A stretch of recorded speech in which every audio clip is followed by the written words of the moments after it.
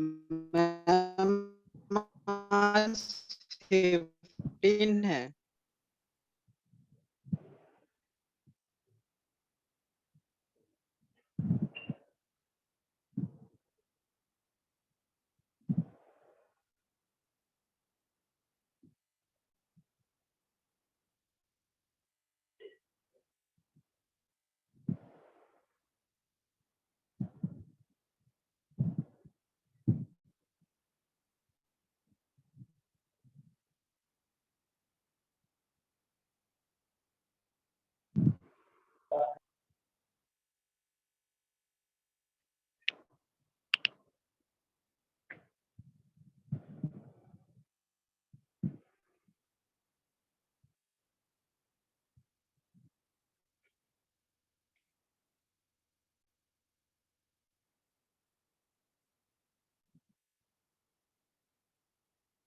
Hello.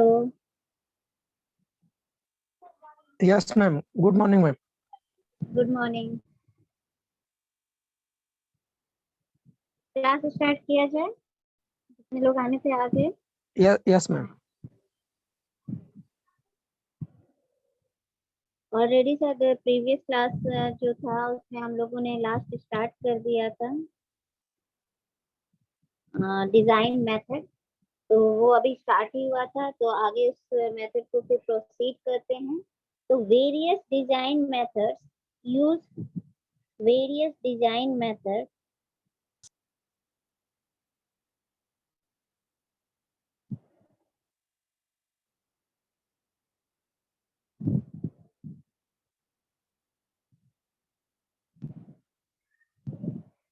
used in RCC are as follow. Various design methods अब है क्या, तो वो देख लेते हैं। तो वेरियस डिजाइन मेथड है WSM, already I told you about that. Then ultimate load method ULM, ultimate load method ULM. Third one is limit state method LSM.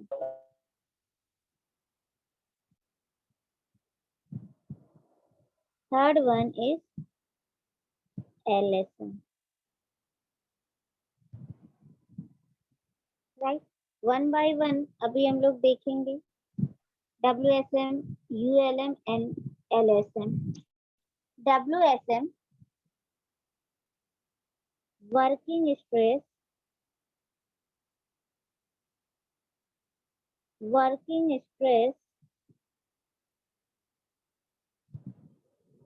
method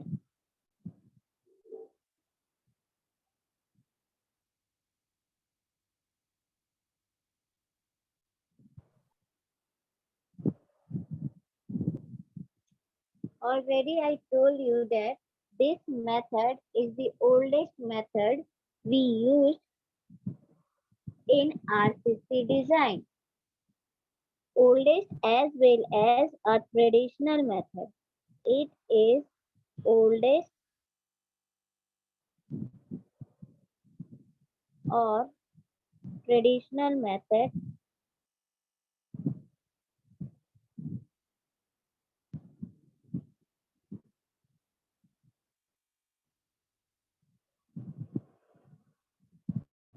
of design.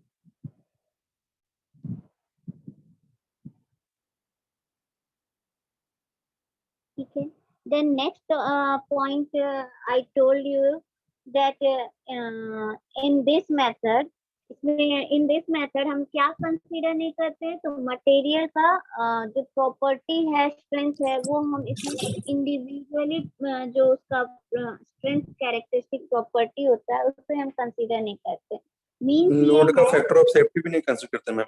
हाँ, तो मीन्स ये है कि जो मेरा मटेरियल होता है इस WSM में material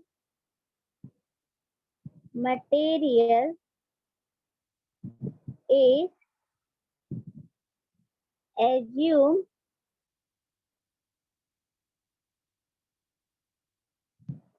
to behave linearly elastic manner.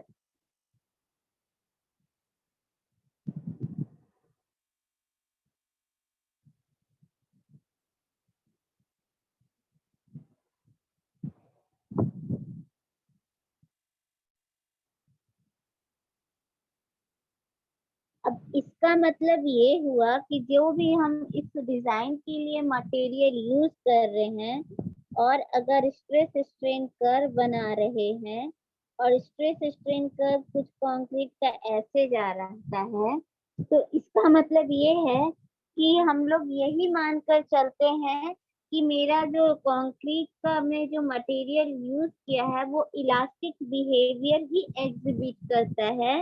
Means कि समवेयर यहाँ जहां तक उसका इलास्टिक रीजन है, ये वहीं तक ही जो लोड है वो ले सकता है। मतलब इस दूरी तक ही या यहाँ तक ही लोड लेने की कैपेसिटी है इस मटेरियल की, और ये ऑलवेज लीनियरली एक्ट करेगा। मतलब अगर कर्व बनाएंगे तो वो कर्व, उसका जो स्ट्रेस वर्सेस स्ट्रेन कर्व होगा वो एक स्ट्रेट लाइन होगा। मतलब कि अभी हम वहां लोडिंग करें और अनलोडिंग करें, अगर लोड कर रहे हैं तो वो स्ट्रेट लाइन में आगे बढ़ रहा है, देन आफ्टर अगर उससे अनलोड कर रहे हैं, अनलोड मतलब लोड रिमूव कर रहे हैं, देन वो वापस उसी पाथ में वापस जा रहा है। जबकि हम लोग ये भी देखे हैं कि कंक्रीट हो चाहे दूसरा अदर मटेरियल जो भी हम यूज कर रहे हैं, चाहे स्टील हो, उसमें ईल उसका भी स्ट्रेंथ होता है एज वेल एज वो एक अल्टीमेट स्ट्रेंथ पॉइंट तक भी जाता है। तो मतलब हम लोग उस स्ट्रेंथ को तो यहाँ कंसीडर ही नहीं कर रहे, यहाँ सिर्फ हम इलास्टिक रेंज तक ही हम ले रहे हैं। ठीक है, तो इसीलिए हम बोले कि जो मेरा WSM में है, मटेरियल का इंडिविजुअल स्ट्रेंथ को जो होता है वो जनरली कंसीडर नहीं किया जाता। यही माना जाता है कि वो बस विद इन इलास्टिक लिमिट तक ही मेरा लोड एग्जिबिट करे। ठीक,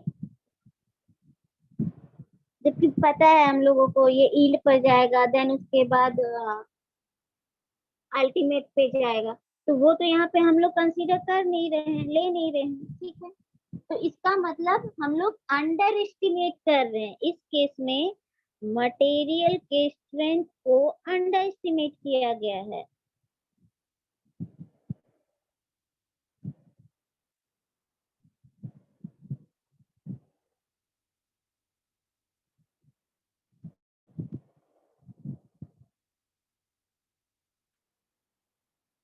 ठीक है, देन दूसरा इसीलिए बोले कि जो मैम मटेरियल, हाँ मैम बोल सकते हैं तो मैम WSM में हुक्स लॉ तक ही लिया जाता है। हाँ हाँ हाँ, इलास्टिक बिहेवियर एग्जिबिट कर रहा है मतलब हुक्स लॉ फॉलो कर। ठीक है, हुक्स लॉ तो इलास्टिक प्रॉपर्टी के लिए ही है, राइट है या नहीं? Yes ma'am. हेलो, है मैम। चलो आगे देखते बढ़ते हैं। फिर क्या है, जो मेरा मटेरियल में जो स्ट्रेस लगता है, इसमें WSM में ये बोला जा रहा है कि जो अलाउेबल और परमिसिबल स्ट्रेस है उससे ज्यादा मेरा मटेरियल में स्ट्रेस हम इंड्यूस नहीं कर सकते, या वो इससे ज्यादा स्ट्रेस अलाउ ही नहीं करे। ठीक है, तो ये एक बोला कि stresses within the material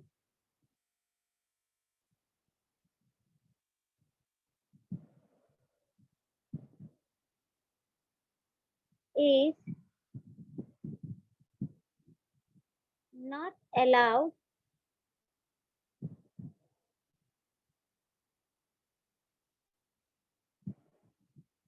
to exceed the permissible stresses. The permissible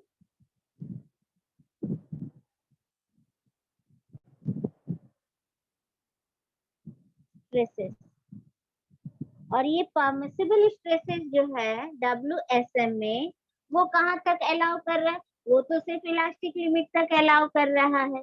तो इसका मतलब यही हुआ ना कि इलास्टिक लिमिट तक ही अलाउ कर रहा है परमिसिबल स्ट्रेसेस देने के लिए, तो हम उसके आगे तो बढ़ नहीं सकते हैं।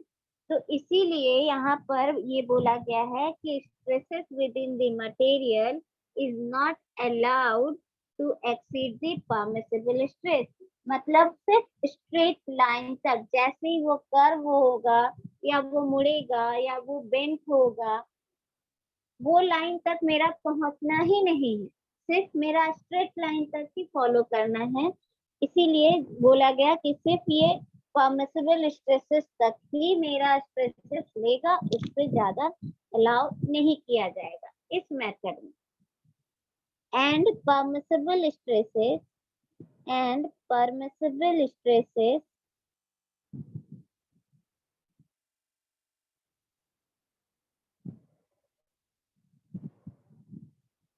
is equal to strength of the material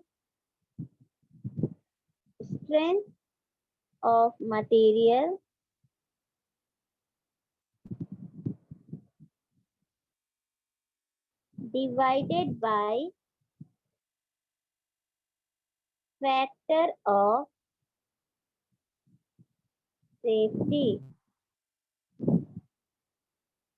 right? अब यहाँ पर फैक्टर ऑफ सेफ्टी मतलब परमिसिबल स्ट्रेसेस हम निकाले कैसे, तो जितना मेरा मटेरियल का स्ट्रेंथ है उसको फैक्टर ऑफ सेफ्टी से डिवाइड करके परमिसिबल स्ट्रेसेस मुझे मिल गया। ठीक है, अब होता क्या है कि आरसीसी डिजाइन में इन आरसीसी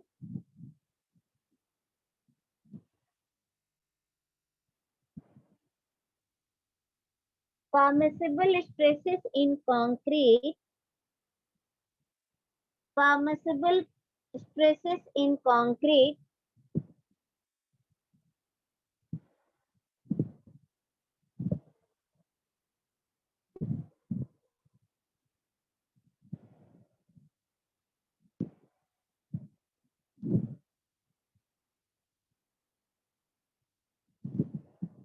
कंक्रीट है तो वो कंप्रेसिव ही लेगा, तो कंप्रेसिव स्ट्रेस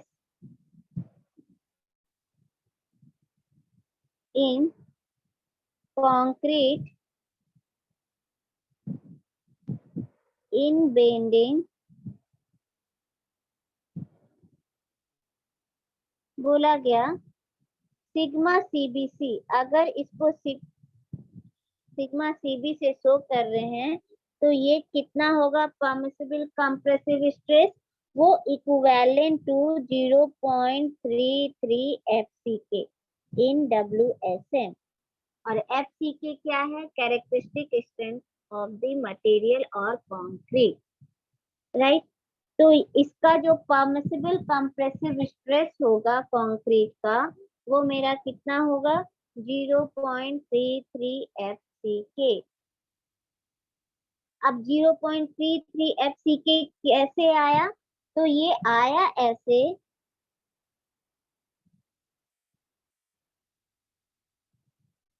परमिसिबल स्ट्रेसेस इन कंक्रीट का हम निकाले इन बेंडिंग, लिख दिए सिग्मा सीबीसी या सिग्मा सीबी जो लिखे।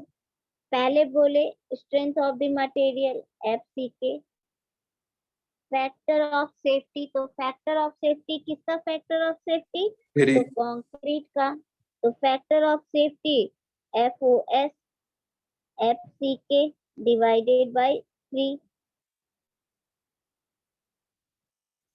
तो यहाँ पर कितना आएगा, अगर इसको डिवाइड करके निकालोगे तो 0.33 FCK। ठीक है, तो इसका मतलब फैक्टर ऑफ सेफ्टी कंक्रीट के केस में, फॉर कंक्रीट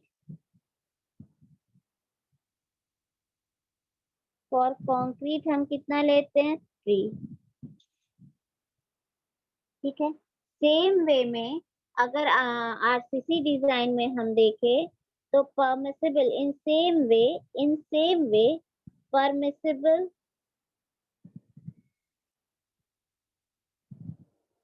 permissible stresses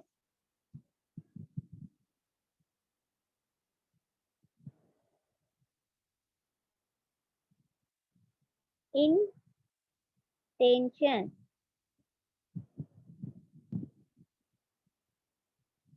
ये कैसे होगा? तो ये होगा, इसको डिनोट किए सिग्मा एस टी से, ठीक है। तो sigma S T is the permissible stresses in tension is equivalent to 0.55 Fy। अब ये कैसे आया? अब यहाँ पे टेंशन में ये क्यों लिए? तो जब भी हम लोग आरसीसी डिजाइन करते हैं तो ये मान के चलते हैं कि कंक्रीट जो है स्ट्रॉन्गर इन कंप्रेशन है और उस पे वो कंक्रीट कंप्रेसिव लोड बहुत अच्छे से कैरी कर सकता है, बट टेंशन जो है उसकी टेंशन की एबिलिटी जो है वो बहुत ही पुअर होती है, बहुत खराब होती है और कंक्रीट जो है टेंशन नहीं ले सकता है, राइट। अब अगर कंक्रीट जो है वो टेंशन नहीं ले रहा सकता है तो कंक्रीट में टेंशन इंड्यूस करने के लिए हम किसका यूज करते हैं? क्योंकि मुझे क्या है, अगर कंक्रीट का कोई भी स्ट्रक्चर बना है तो कंक्रीट के स्ट्रक्चर पे नीचे अगर ऊपर से वो लोड लग रहा है तो नीचे में वो फैलेगा, उस पे दबाव आएगा ऊपर से तो वो फैलना शुरू करेगा, उसका नीचे का पार्ट, मान लो ये पार्ट है, ये बीम, तो ये तो कंप्रेसिव तो कर दिया पर ये पार्ट जो है ये फैलने लगा, एक बीम, ठीक है। तो ये जो पार्ट है ये क्या हो रहा है, ये शो कर रहा है कि इसका जो सरफेस एरिया है उसमें और भी ज्यादा खिंचाव आ रहा है, वो खींच रहा है और धीरे धीरे करके वो टूटेगा, यहाँ से फिर वो ब्रेक करना शुरू करेगा। मतलब ये कि यहाँ पर वो खिंचाव आ रहा है, इसका मतलब यहाँ टेंशन डेवलप हो रहा है। तो इसका मतलब कंक्रीट के स्ट्रक्चर में तो मेरा टेंशन आता है, तो उस टेंशन को बैलेंस करने के लिए हम यहाँ पर स्टील प्रोवाइड करते हैं, यहाँ स्टील प्रोवाइड करते हैं, ठीक है, जिसको हम लोग रेनफोर्समेंट बोलते हैं। और इसीलिए जब कंक्रीट में बार्स या स्टील प्रोवाइड करते हैं तो उसका नाम रेनफोर्स सीमेंट कंक्रीट हो जाता है। तो अब ये क्या करेगा, ये इसको बेटर वे में, क्योंकि मुझे पता है हम सभी को कि स्टील जो है वो डक्टाइल मटेरियल है, कंक्रीट जो है वो ब्रिटल मटेरियल है, तो एज कंपेयर टू कंक्रीट मेरा स्टील में एक्सपेंशन थोड़ा ज्यादा होगा, वो थोड़ा ज्यादा मेरा इसको खिंचाव को वो ले सकता है, ठीक है। तो अब ये टेंशन इंड्यूस कैसे होगा, तो आरसीसी में टेंशन इंड्यूस होगा ड्यू टू स्टील। तो यहाँ पर permissible stresses in tension steel मैंने लिखा, ठीक। अब ये होता है, इसको डिनोट किए सिग्मा एस टी से, sigma S T is equivalent to 0.55 Fy, where Fy is Fy, what is Fy in case of stress. steel?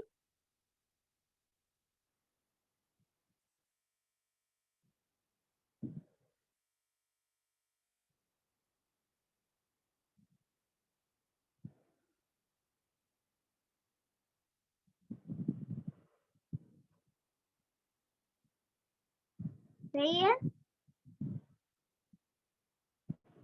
Yes, ma'am.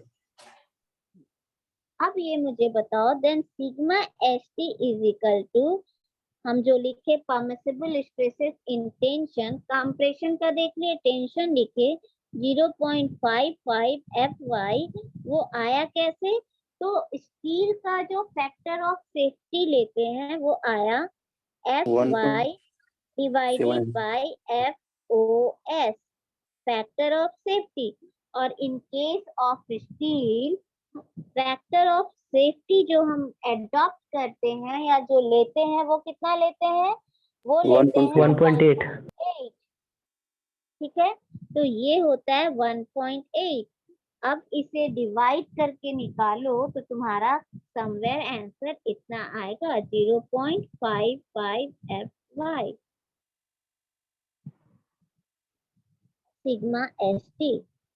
तो ये एक वन लाइनर है, वन लाइनर क्वेश्चन है फॉर कॉम्पिटिटिव एग्जाम। तो ये कहीं लिख कर रखो, नोट डाउन करके रख लो। Factor of safety for concrete,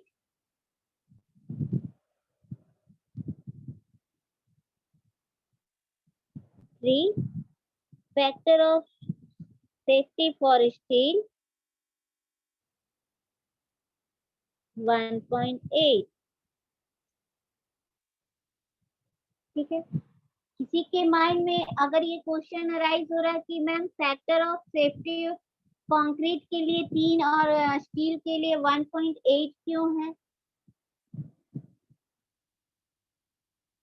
क्योंकि मैम वो अराइज हो रहा इंडस्ट्री है में ना? हो रहा यस है, मैम। सारा कंडीशन को कंट्रोल किया जा सकता है। सही बात, क्योंकि देखो कंक्रीट जो हम लोग बना रहे हैं, कंक्रीट मैनुअली हम लोग बना लेते हैं। कंक्रीट बनाने का क्या है कि वो साइट पर जैसे जरूरत होता है हम लोग उस हिसाब से बनाते हैं। ना ही जब कंक्रीट बनाने के वक्त जो है exact rule and regulation follow होता है, और ना ही बहुत ज्यादा क्वालिटी कंट्रोल हो पाता है। तो ये चीज क्या है, स्टील के केस में नहीं होता है। स्टील जो होता है, स्टील बनता है, मैन्युफैक्चर होगा कंपनीज में, फैक्ट्रीज में, वहां सेम प्रोसेस से सारे स्टील बनते हैं। ऐसा नहीं, अगर कंक्रीट बना रहे हो तो एक बैच का कंक्रीट अगर मिल रहा है, दूसरा बैच का कंक्रीट एकदम सेम नहीं तुमको दिखेगा, यूनिफॉर्मली नहीं दिखेगा। अगर मिक्सिंग भी करोगे, सिंपल बात, कंक्रीट का 2 बैच बना है, एक बैच का कलर और दूसरे बैच का कलर समटाइम्स अलग अलग दिखता है अगर ठीक से मिक्सिंग भी ना हो। बट ये चीज क्या है, ये स्टील के साथ नहीं होगा। स्टील जो निकलता है वो बिल्कुल क्वालिटी कंट्रोल इन्वायरमेंट में स्टील बनाया जाता है। तो इस क्वालिटी कंट्रोल इन्वायरमेंट में जब स्टील बनकर आता है, जिस पर हर ड्यूरिंग मैन्युफैक्चरिंग उसके हर प्रोसेस पे कंट्रोल रहता है, वो चीज कंक्रीट पर नहीं हो पाता है। ना ही हमारे पास जो हम इतना कोर्स से फॉलो करते हैं, एक्सपोजर कंडीशन और ये सब, वो सब फॉलो नहीं हो पाता है। फॉर दैट रीजन हम लोग क्या करते हैं, हम लोग उसको थोड़ा सा फैक्टर ऑफ सेफ्टी बढ़ा कर लेते हैं। क्योंकि हर एक उस एक ही अगर लॉट में बहुत सारा बैचेस में अगर कंक्रीट बनाए हैं, तो ये पॉसिबिलिटी ज्यादा होगी कि किसी का स्ट्रेंथ कुछ रहे, किसी का कुछ रहे, वो वेरिएशन शो करेगा ही करेगा। बट अगर एक लॉट में बहुत सारा स्टील निकला है, माइल्ड स्टील, और एक एग्जांपल है कि माइल्ड स्टील बना है और बहुत सारा माइल्ड स्टील आया, तो उसमें मेरी पॉसिबिलिटी ये है कि लगभग सारे के सारे माइल्ड स्टील की जो FY है वो लगभग मेरी सेम, चेक करोगे तो सेम ही आएगा। बट कंक्रीट के केस में FCK अगर चेक करोगे तो वो वेरी करता है। तो फॉर दैट रीजन हमारा क्वालिटी कंट्रोल कंक्रीट में कम होता है मैन्युफैक्चरिंग ड्यूरिंग मैन्युफैक्चरिंग।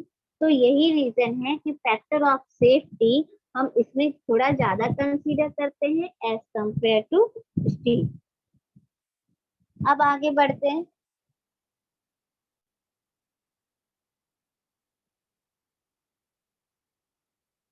एक चीज और, स्टील के केस में FY जो यहाँ पर हम लोग लिखते हैं, चाहे ये लिखते हैं ना FE 250, FE 415,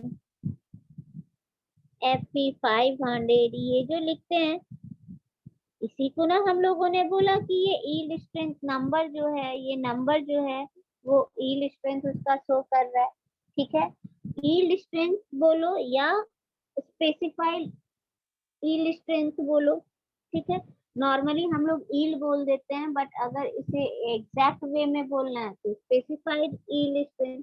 मतलब ये कि मिनिमम जो मेरा स्टील है वो 250 न्यूटन पर, अगर माइल्ड स्टील है माइल्ड स्टील के केस में ये स्टील अगर स्पेसिफाइड यील्ड स्ट्रेंथ बोल रहे हैं,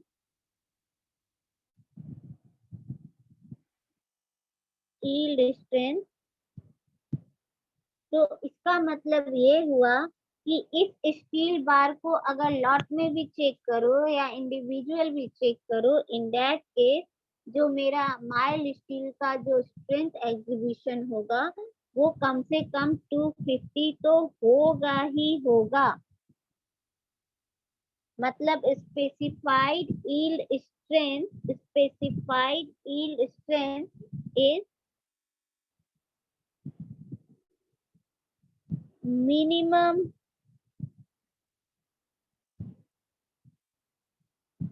guaranteed strength।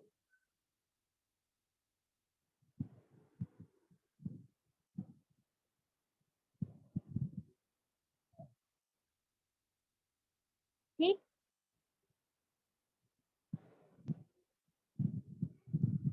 और इस केस में क्या है, अगर एक्चुअली अगर उसको पूरा टेस्ट करोगे एक्चुअल में थोड़ा ये यील्ड स्ट्रेंथ से इसकी वैल्यू ज्यादा ही होती है।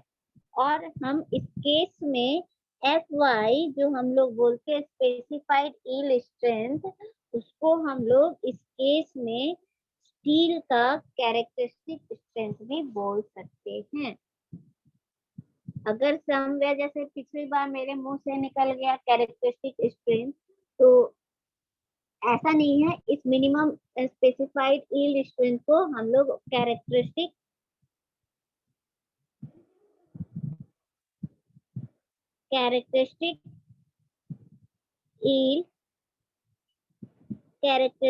Yield strength of concrete,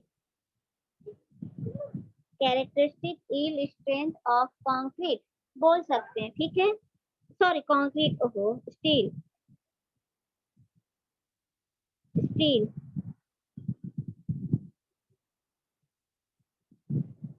right. चलो ये तो था WSM का। अभी हम लोग देख रहे हैं अगेन WSM में अगर ये कट जाए तो रीजॉइन तुम लोग तुरंत कर लेना।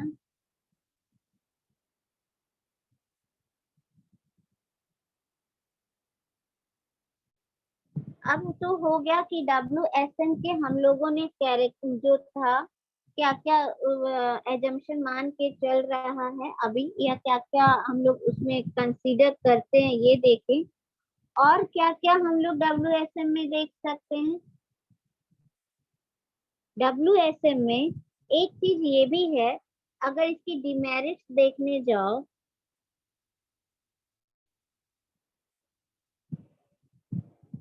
या इसकी डिफिशियंसी देखने जाओ, तो इसका मतलब तो ये है, अगर सबसे पहले हम देखेंगे तो ये तो तय है कि किसी भी स्ट्रक्चर पे, अगर आरसीसी स्ट्रक्चर पे हम ले रहे हैं, तो आरसीसी स्ट्रक्चर के केस में थ्रू आउट लाइफ स्पैन क्या ये पॉसिबल है कि उस पर सिर्फ परमिसिबल स्ट्रेसेस ही वर्क करे या परमिसिबल स्ट्रेसेस ही लगे, ये पॉसिबल है, ये मुझे बताना through out the life span of the structure.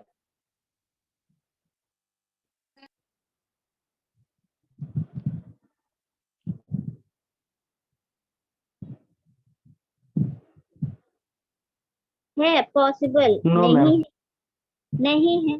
पर ये क्या बोला, ये WSM ये बोल रहा है कि नहीं, मेरा परमिसिबल स्ट्रेसेस के रेंज में ही रहेगा, और हम यही सोच के डिजाइन कर रहे हैं। लोड स्ट्रक्चर की लेने की एक कैरेक्टरिस्टिक अलग है और मेथड अलग है। ठीक है, यहाँ मेथड मतलब हम बनाने से पहले ही, स्ट्रक्चर मेरा खड़ा नहीं है, स्ट्रक्चर बनाने से पहले ही उस पर कितना लोड लगना है, तो जो मटेरियल वो स्ट्रक्चर हम खड़ा करेंगे वो मटेरियल मेरा कितना लोड लेगा, वो सब हम लोग पहले ही डिजाइन कर लेते हैं। ठीक है, तो ड्यूरिंग डिजाइन पीरियड ये सोच लेते हैं कि मेरे जो स्ट्रक्चर पे लोड लगेगा, वो लोड ना के कारण जो स्ट्रेस जनरेट होगा, वो लग रहा है जो, वो मेरा जो मटेरियल का जो हम स्ट्रेसेस माने हैं उसी के विद इन लगेगा, उसी के अंडर लगेगा, उससे ज्यादा नहीं लगेगा। ये पॉसिबल तो नहीं है थ्रू आउट इसके लाइफ स्पैन। ठीक है, अब ये पॉसिबल नहीं है क्योंकि ये तो हम लोग भी जानते हैं कि जैसे जैसे टाइम बढ़ते जाएगा वैसे वैसे ड्यू टू क्रीप और श्रिंकेज का भी लॉन्ग टर्म इफेक्ट हमको उसमें दिखने लगेगा। तो दिखेगा तो इसका मतलब कुछ ना कुछ इसमें क्या होगा, प्रॉब्लम तो जनरेट होगा ही। क्रीप एंड श्रिंकेज क्या वन टाइप ऑफ डिफेक्ट है या डिफॉर्मेशन है, लॉन्ग टर्म डिफॉर्मेशन, वो तो जनरेट होगा ही होगा। जबकि मेरा जो WSM से जो डिजाइन किया हुआ स्ट्रक्चर है वो तो बस परमिसिबल स्ट्रेसेस तक अलाउएबल है। ठीक है, ये इसका इसका सबसे बड़ा डिसएडवांटेज ये भी है। फिर क्या है कि पर अभी भी हम लोग WSM का यूज करके पिछले क्लास में भी बता चुके हैं, RCC ब्रिज का डिजाइन करते हैं। ब्रिज डिजाइन मतलब RCC ब्रिज का डिजाइन करते हैं। वाटर टैंक का स्टील अभी भी हम लोग इसी से डिजाइन करते हैं पर RCC वाटर टैंक। ठीक है, और चिमनी ये सब का भी डिजाइन हम लोग इसी से करते हैं। तो अभी भी जहाँ ऐसा केस है जहाँ हम लोग फैक्टर ऑफ सेफ्टी ज्यादा लेकर चले वहां पर हम लोग क्या करते हैं, हम लोग WSM का ही यूज करके आगे काम करते हैं।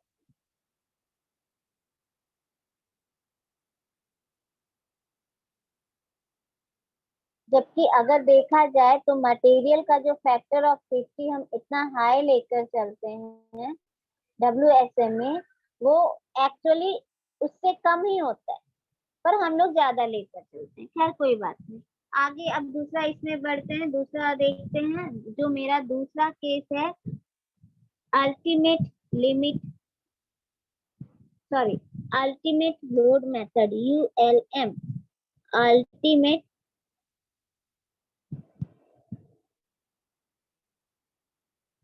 Ultimate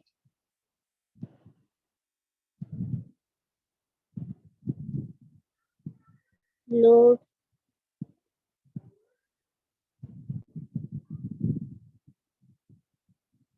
method.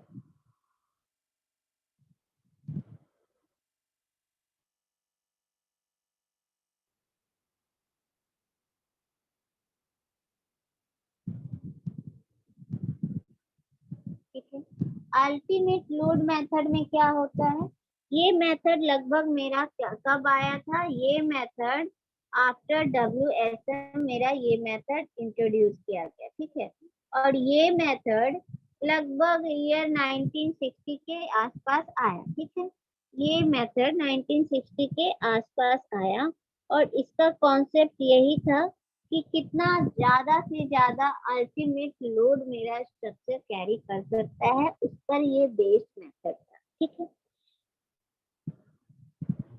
इस मेथड में क्या हुआ,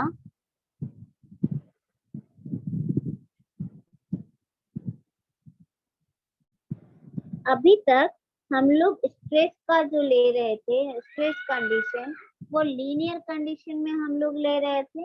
ये क्या किया, ये देखा कि जस्ट मेरा फेलियर हो रहा है, वो फेलियर को वो एनालाइज किया और देखा कि non linear stress strain behaviour या कर्व मुझे मिल रहा है। ठीक है, मतलब हमारा जो कर्व था वो ऐसे सीधा स्ट्रेट नहीं था, जब वो फेल किया तो कुछ ऐसे करके वो फेल किया, मतलब लीनियरिटी नहीं है। स्ट्रेट लाइन है तो लीनियर है, स्ट्रेट लाइन नहीं है तो नॉन लीनियर है। इसकी मतलब यहाँ पर लीनियरिटी तो नहीं थी, ना ही मेरा स्टील में ना ही कंक्रीट में। ठीक है, इन दैट केस इसने ये इंट्रोड्यूस किया कि मेरा फेलियर जहां हो रहा है वहां मेरा स्ट्रेस स्ट्रेन कर्व जो है, स्ट्रेस स्ट्रेन कर्व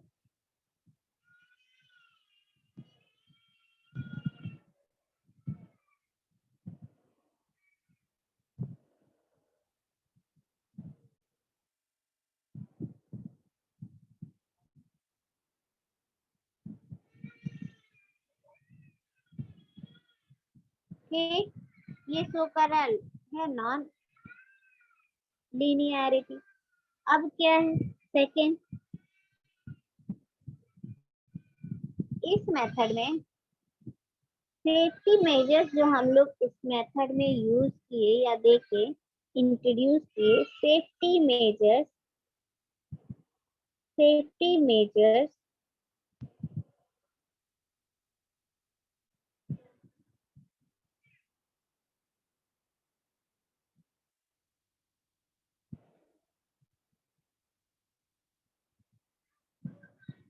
इंट्रोड्यूस,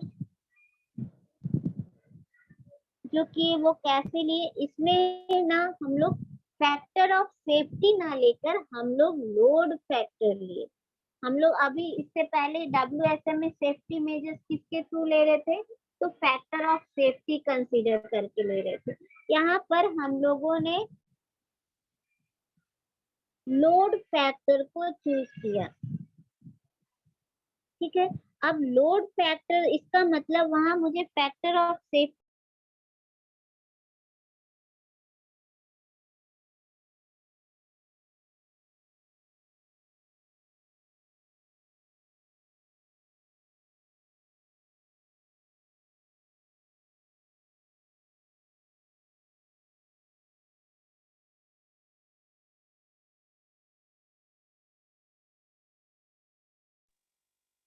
ठीक है, तो यहाँ पर लोड फैक्टर हम कंसीडर करेंगे।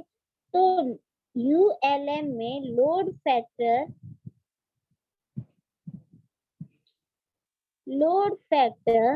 is equivalent to ultimate